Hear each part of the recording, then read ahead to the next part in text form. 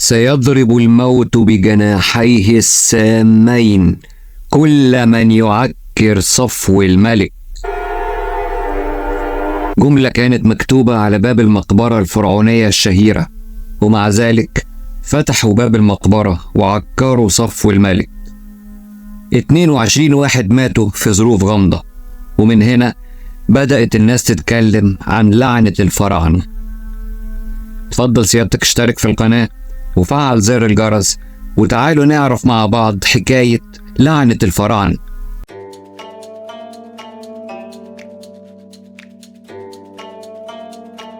يوم 4 نوفمبر سنة 1922 كان نقطة فاصلة في تاريخ التنقيب عن الآثار في العالم كله. في اليوم ده عالم الآثار البريطاني هوارد كارتر اكتشف مقبرة توت عنخ آمون. وتوت عنخ آمون أنا عملت عنه فيديو موجود هنا على القناة، لو تحب بعد ما تخلص الفيديو ده تتفرج عليه، هتلاقيه جميل ومثير ومشوق وهيعجبك أوي. لما هوارد كارتر وقف قدام باب المقبرة وقبل ما يفتحه قرأ عبارة مكتوبة على الباب بتقول: سيضرب الموت بجناحيه السامين كل من يعكر صفو الملك. ولأن هوارد كارتر ما كانش ينفع يفتح المقبرة قبل ما يوصل اللورد كارنرفون ممول الحملة بتاعته وشريكه، فاكتفى انه فتح فتحة في الباب، بص منها على المقبرة من الداخل وذهل من كمية الكنوز والذهب والمجوهرات اللي شافها، وبصعوبة مسك نفسه لغاية لما وصل اللورد كارنرفون ممول الحملة وفتحوا المقبرة. ده كان بعدها بكام يوم. بعد فترة قصيرة من اكتشاف المقبرة وفتحها وقبل الاحتفال الرسمي بافتتاحها، اللورد كارنرفون كان عنده عصفور كناريا مربيه جوه قفص. فجأة سمع صوت عالي جاي من القفص، فطلب من الخادم بتاعه يروح يشوف ايه الحكاية. الخادم راح عند القفص، لقى أفعى من نوع الكوبرا مدخلة راسها في القفص وبتحاول تاكل العصفور. الخادم بسرعة اتصرف وقتل الأفعى، لكنها كانت خلاص لدغت العصفور ومات. ومع ان دي كانت حاجة طبيعية قوي لان هما كانوا في وادي الملوك في الواحات الخارجة، ووجود افاعي هناك دي حاجة طبيعية ومتوقعة وشافوا منها كتير، لكن اللورد كارنرفون شعر بالخوف. وجود افعى الكوبرا دي ومع الرسالة اللي قرأوها على باب المقبرة وطبيعي فضلت تتردد في عقلهم الباطن، خلته يفكر في أرايوس. أرايوس دي الحية الفرعونية المقدسة اللي بنشوفها على تماثيل ملوك الفراعنة، واللي بترمز إلى سلطة الملوك وسيادتهم وحقهم الإلهي في الحكم. وبدأت الهواجس عند اللي فتحوا المقبرة إن الفرعون الصغير بدأ ينتقم من اللي أقلقوا راحته ودنسوا مقبرته. يوم الافتتاح الرسمي للمقبرة أصيب عالم الآثار المصري الدكتور محمد زكريا بحمى غامضة وتوفي بعدها بوقت قصير، ونشرت الصحف وقتها خبر وفاته مع إشارات كده إلى إن لعنة توت عنخ آمون والمكتوبة على مقبرته بدأت تنتقم من كل اللي فتح المقبرة أو دخلها. بعد فترة قصيرة توفي سكرتير هوارد كارتر برضه بعد إصابته بحمى غامضة، ويوم الجنازة بتاعته العربة اللي كانت شايلة النعش بتاعه وبيجرها حصان دهست طفل صغير. بعدها بوقت قصير توفي اللورد كارنرفون ممول الحملة برضه بحمى غامضة. وتوفي رجل الأعمال الأمريكي جورج جولد اللي كان أحد ممولي الحملة برضه وأحد الذين حضروا فتح المقبرة، توفي بنفس الحمى الغامضة. ولما أخذوا مومياء توت عنخ آمون إلى لندن لفحصها بأشعة إكس، توفي السير أرشيبيل دوغلاس ريد اللي فحص المومياء بالأشعة.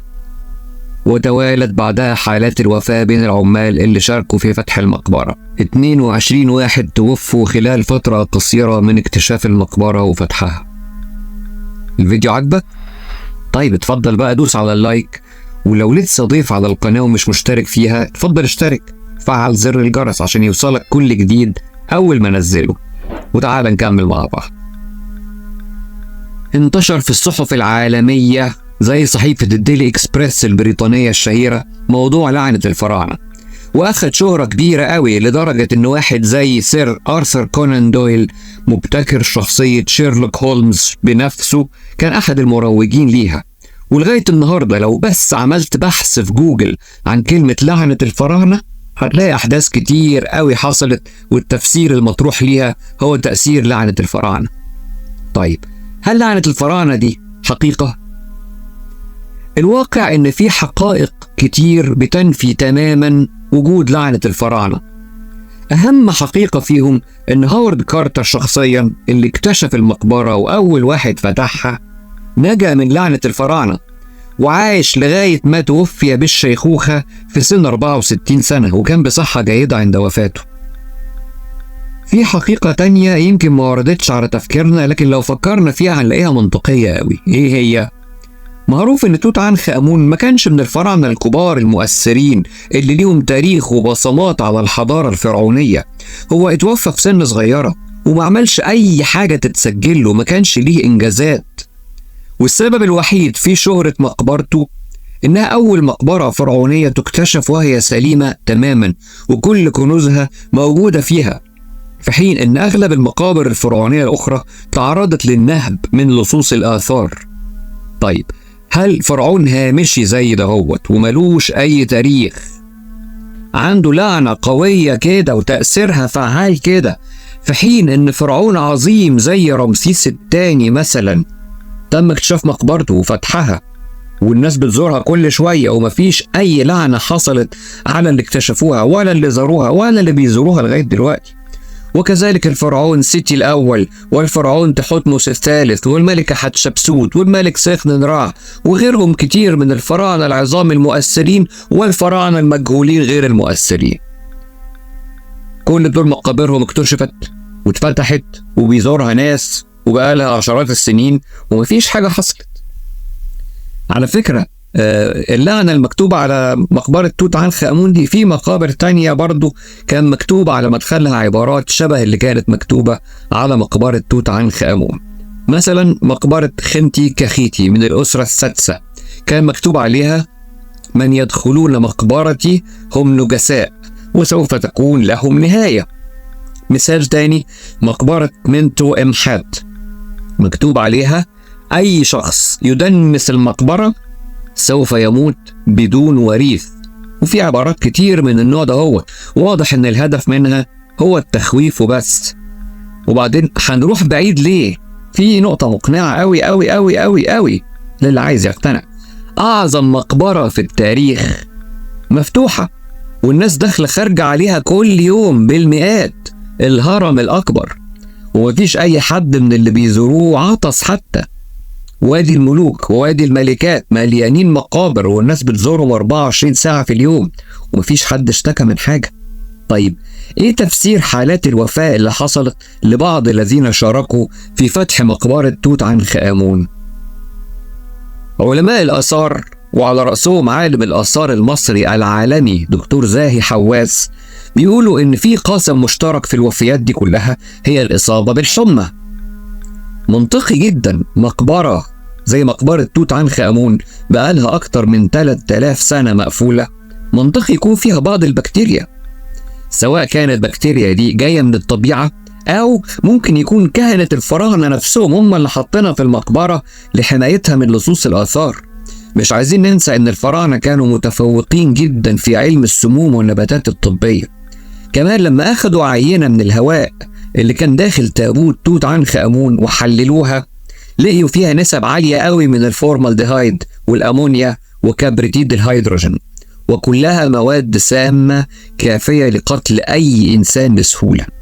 والرأي ده يعززه جدا إنه من بعد اكتشاف مقبرة توت عنخ آمون وحالات الوفاة اللي حصلت، علماء الآثار بقوا لما يكتشفوا مقبرة جديدة وقبل ما يدخلوا بيفتحوا بابها ويسيبوا الهواء يتجدد بداخلها، ومن ساعتها مفيش أي إصابات حصلت.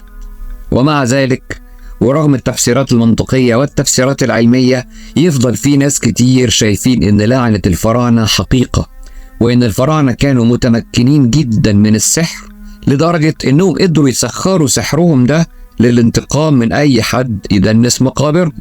مش عايزين ننسى ان القرآن الكريم بنفسه أكد ان الفراعنة كانوا متفوقين جدا في السحر. انت بقى عزيزي المشاهد ايه رأيك؟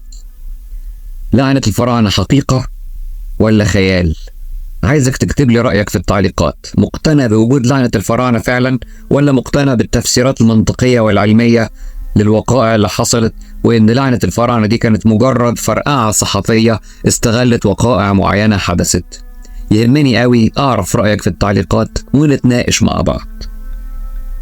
حكايات الفراعنة والحضارة المصرية القديمة مش بتخلص ولسه عندي منها كتير قوي. لو الفيديو عجبك يبقى يلا اللايك الجميلة، وتفضل اشترك في القناة لو لسه ما كنتش مشترك، وفعل زر الجرس عشان يوصلك إشعار أول ما أنزل فيديو جديد. ونتقابل في فيديوهات جاية من حكايات الفراعنة والحضارة المصرية القديمة.